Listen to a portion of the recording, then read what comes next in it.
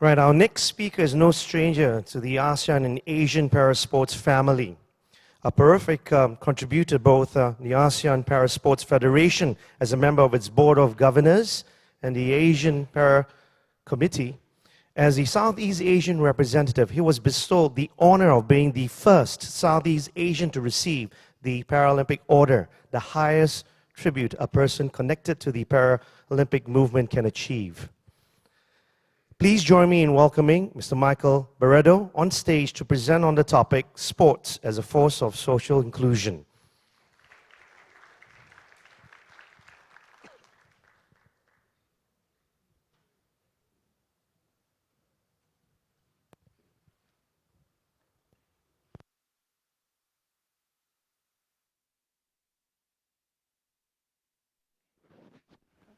Thank you. Would you give my teammate in life a big hand, Barbara?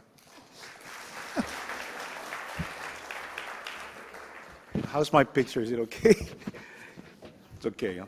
Not there anymore. Well, good afternoon, good morning, ladies and gentlemen. Of course, I'd like to, of course, recognize my colleagues in the movement of the Paralympics and Games for People with Disabilities in ASEAN and in Asia. Of course, President of APSF, Datu Zainal Abuzarin, President of the Asian Paralympic Committee, Majid Rashid, together with the CEO, Tarek, and my new inspiration in sport and in life, Scout Bassett, my new inspiration. I think we're going to have some teamwork here, because I understand there's a PowerPoint presentation. Is it over there?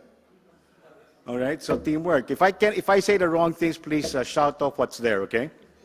But I'd like to also thank the organizers of this symposium for having invited me to be able to share some of my thoughts and experiences as far as sport being a force for of social inclusion and why it is so important in our daily lives.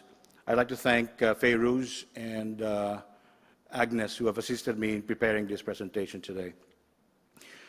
First of all, of course, I'd like to mention that, well, I don't know, is the December 3 International Day of the Disabled there in the board? Not yet. In the screen, not yet. But it's there, is that it says there that no country can turn its back, is that right? On 10% of their population, of which are persons with disabilities. You know that in the world right now, from the little data I gathered, there are 7.13 billion people in the world, and about 4.48 billion of those are from Asia. And then in the area or the region, sub-region of Southeast Asia, we have about 620 million people. So you can imagine 10% of that from the world's perspective to Asia and to Southeast Asia is quite a number of people with disabilities that need to become part of mainstream society. And therefore, it is important for us to find ways and means to be able to use sport, in our particular case, as a force or a means for them to be integrated into society.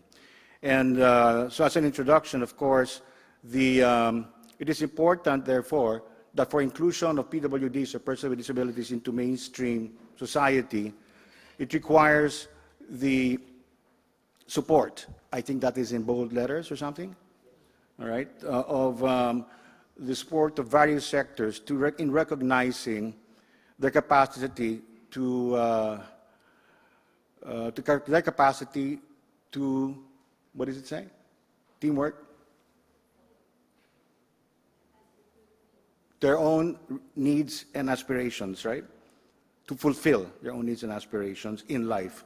So it's important, therefore, that we have support coming in from all sectors of society. We start from the family, from government, the private sectors, and especially from the sector itself. It's very difficult for us, people with disabilities ourselves, to be able to move forward if our own sector do not fight for our own rights and show to all that we are able to participate in all activities and in all aspects of life, political, economic, social, and cultural. That is where sports, recreation, leisure falls in. So the next three slides basically will talk about sport being a catalyst for social change.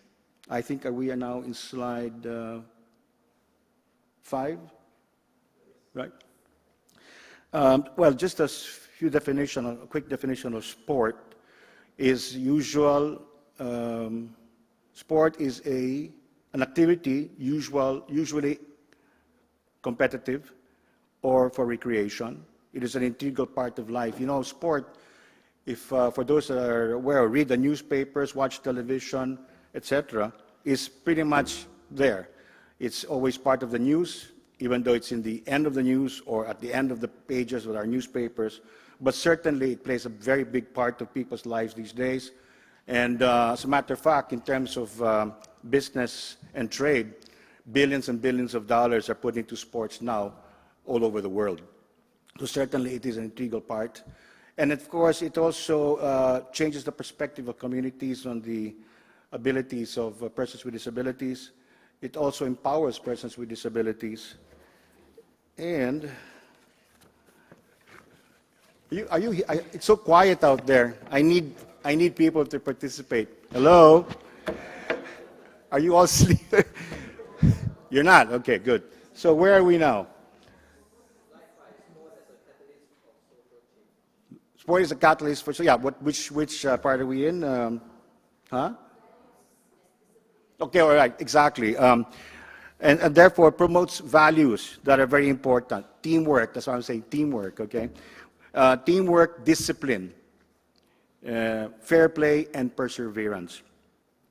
And these values are very much aligned with those of the ASEAN, Asian, and the Paralympic movement worldwide. As a matter of fact, if I include, I think the core values of the International Paralympic Committee are those of determination, inspiration, courage, and equality, which again talks equality, pretty much stating the importance of sport and its role in playing a role in making us athletes and people with disabilities an integral part of mainstream society through sport. And of course, there is the ASEAN way. We look at culture, we look at family, we look at solidarity.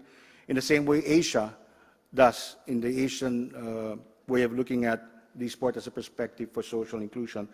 I think we are different. If you look at it from, I mean, my experience anyway, the Asian way, or the ASEAN way too, is close-knit. We are very close as a family. And therefore, there is somehow maybe a difference in some ways to those of our brothers and sisters in the sporting community across the other continents of the world. And if we comprise 60% of the world's population, so it's important always to look at the cultural aspect and the peoples that belong to this region, both the sub-region and region, very clearly. So we are now in slide 6, right? Slide 6, of course, is that the sports is able to focus more on the ability of persons with disabilities rather than their disabilities. It showcases their talents, and through using international events, local events, to be able to show that we have abilities, and therefore the perspective of people will change as they see us perform our respective sporting events. And of course, slide 7 would show you that sport empowers people with disabilities and makes us realize our full potential, that we can be advocates of change as well in society. And I would like to think that sports, in my own experiences, and I will mention that later on, has been able to really look into, and in sport, especially for all people anyway, develops self-confidence. It heightens self-esteem. It strengthens one's competitive spirit so that he can meet the day-to-day challenges of life. You know, it's, I know that I have experienced some people before in the past when they would finally engage into sport, their confidence level increases and is developed, and they are now able to be more confident when they do other things in life, not necessarily sport, but probably work, employment and other things. And of course, this kind of attitude of strengthening one's competitive spirit begins with an individual. I think there's a chart over there. Is that right, like a chart? This starts with an individual, of course.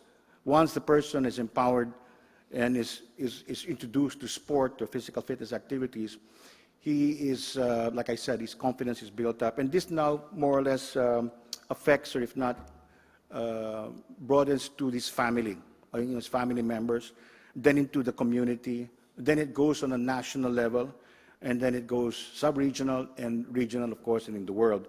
So the more people that are involved, starting with the individual, in the movement of sport, Paralympic sports, whether it is also for recreation, certainly will have an impact later on everyone. And that kind of impact is important because when you think of 10% of our population in the world are people with disability, instead of that 10% being a negative part of the society, and you convert it to something positive, that certainly is going to be a great, strong force in society. So, of course, we look at the slide 8 would be the challenges. Is that right?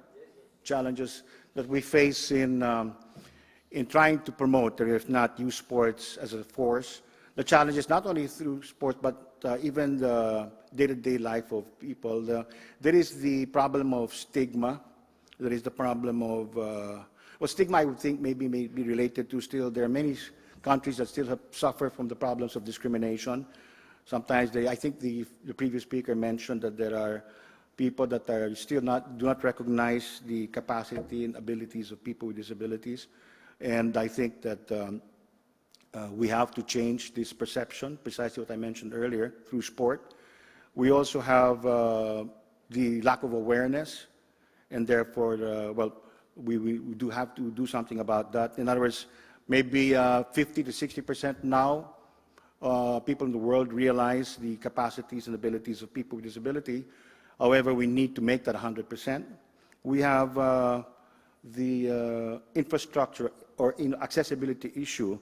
You know, of course, obviously, we have to equal, or if not level the playing field, so to speak, and therefore countries must provide accessible infrastructure, transportation, and even communication to allow and to make equal opportunities for people with disabilities.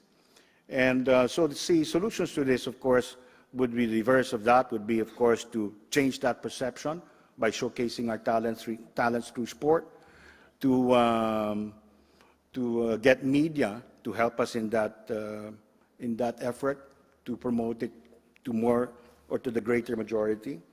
We would like to also media, get the support of government and the private sector to help us out with these particular efforts, again, to promote the sport. And I'd like, what else? Did I miss some? Oh yeah, of course, orientation clinics and seminars. This symposium, for those that are here maybe not too aware of what's going on in the Paralympic movement or in the world of sports for people with disability, we're able to share with you through the symposium some of the difficulties and the programs being done. Later on, you will hear some strategies being worked out on an Asia-wide level by our friends. And then, of course, you now see through the efforts of these games, through APSF, what's being done in the ASEAN level. So what I'd like to say now is that there are instruments, policies, laws that have been ratified, that are in place now worldwide, internationally. Of course, one of them is the United Nations Convention on the Rights of Persons with Disabilities, Article 30.5, on participation or full participation in cultural life, leisure, and sport. And there are 5 provisions there that talk about how and why persons with disabilities should be provided services, equal opportunity in terms of organizing, participation, etc., to include children in school, which is very important, as I mentioned, and therefore that's why UNICEF also has has stated that sport amplifies. Well, UNICEF amplifies the importance of sport and play, and actually sport encompasses really all activities that have to do with developing the being physically fit, mental health, and of course social interaction. So it was mentioned earlier, the previous speaker said, in the Philippines we had this problem of convincing parents. This was called the Parents Advocates of Children with Visual Impairment. And it took us about 2 years to convince them that sport was important for them at an earlier age. But after 2 years, and we did initial games for them, swimming, running, etc. And when the parents saw their 4-year-old, 5-year-old, 6-year-old children, some teenagers, beginning to run and swim, they were so happy because they saw the children being so happy, involved. And therefore, the next 3, 4, 5 years, I think now they're under 6th year, they have now games on a regular yearly basis of sports for children with visual impairment. So it takes time to convince, but once convinced, it is forever. So there are other international, of course, agreements. In the case of ASEAN, we have, of course, our being an accredited member of the ASEAN Secretariat. We are recognized as the civil society organization, as one of the civil society organizations. I think, Zana, if I'm right, there are 3 that are in the sports movement, right? Sporting movement. And that, I think, is important because, especially nowadays, I think this year the ASEAN integration has kicked in, and therefore sport, again, can play a big role in terms of, insofar as people with disability in the region, 62 million of us in the region, and how we can probably be part of it, not just in sport, but in other day-to-day activities of life. And of course, just to mention, I think in each of our respective countries in Southeast Asia, and I guess in Asia and across the world, we do have our own respective policies, agreements, decrees, and laws that support persons with disabilities. I'm happy to say, at least anyway, in the Philippines, last November 13, just this year, after following up for 12 years, thank God for the value of perseverance, we were able to get our President, President Aquino, to sign a law. It's called the Expanded Bill for Incentives and Benefits for National Athletes. And in that particular law, for the first time ever, they have included and recognized national athletes with disabilities. So it really is a landmark accomplishment we have in the Philippines, and I hope that that will at least bring us over the hump and I'm sure this will now open the doors to more government support and private sector support. So we're hoping that other countries will do the same. I think in Malaysia it was a ministry order, Zaina, if I'm not mistaken, in terms of the incentives. I don't know how it works in other countries, but for those that are listening here, that are here today, we hope that we can do the same in other countries, whether it is by policy, decree, order, whatever. But it's got to be done because it is more permanent as a law. So these are just, well, of course, the ASEAN way, if I may, what we've done in ASEAN is that to be able to use sport as a force for social inclusion, we have actually conducted now, well, 7, and this in Singapore is our 8th edition of the ASEAN Para Games. We started back in 2001 in Malaysia with 2 sports. Vietnam moved on to 4 or 5 for the second one 2 years later, and then in Manila, Philippines with 10 sports, and then we went on to Thailand, and then back to Malaysia, Indonesia solo, and then we had Myanmar last 2013, and now we have it here in Singapore with 15 sports. I'd like to congratulate the organizer here for taking on 15 sports. It's not easy. However, I am excited to, after tomorrow's opening ceremonies, to be witness to all the activities that will be going on until the end of the Games.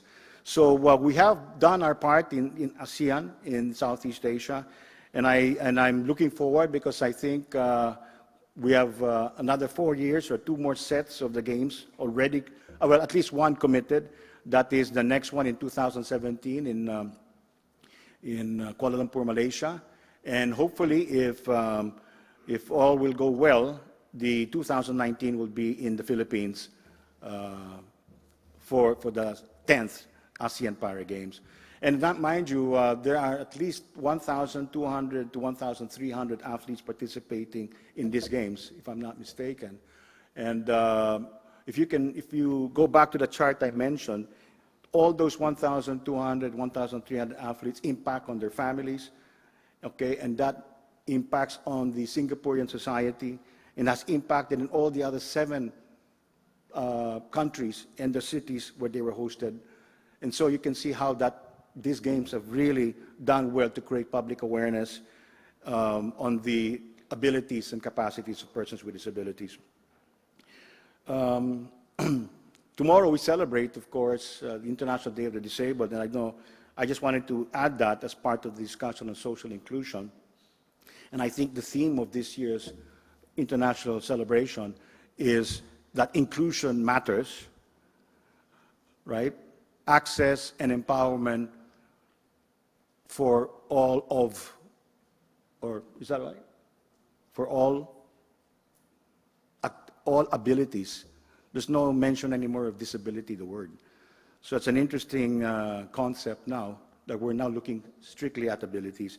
And sport, again, works very, very well for that. So I guess I'm at the end of, if not the last slide, which I think mentions my own personal journey. It'll take me another 2 hours just to share that with you. But just to highlight what it might be, I have the benefit, I guess, and blessed to be able to say that I have experienced sport from being both an able-bodied athlete and an athlete and part of the sports movement after my becoming a person with disability. And I can only really say and testify to the fact that if not for sport, from the time I could run and play around until I was the age of 24, I was very much involved in football, basketball, throw-in athletics, swimming, chess, and all other sporting activities. I just wanted to play and be so competitive.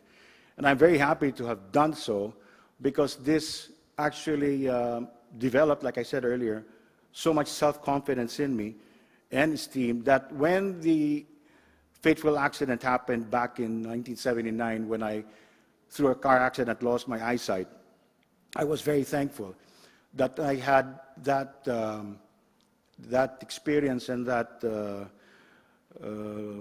values of sport that had really helped me cope through my accident. It was really important then that I was very competitive, and I remember upon waking up and realizing that I would no longer be able to see, immediately I had a positive attitude about life, and I said, there's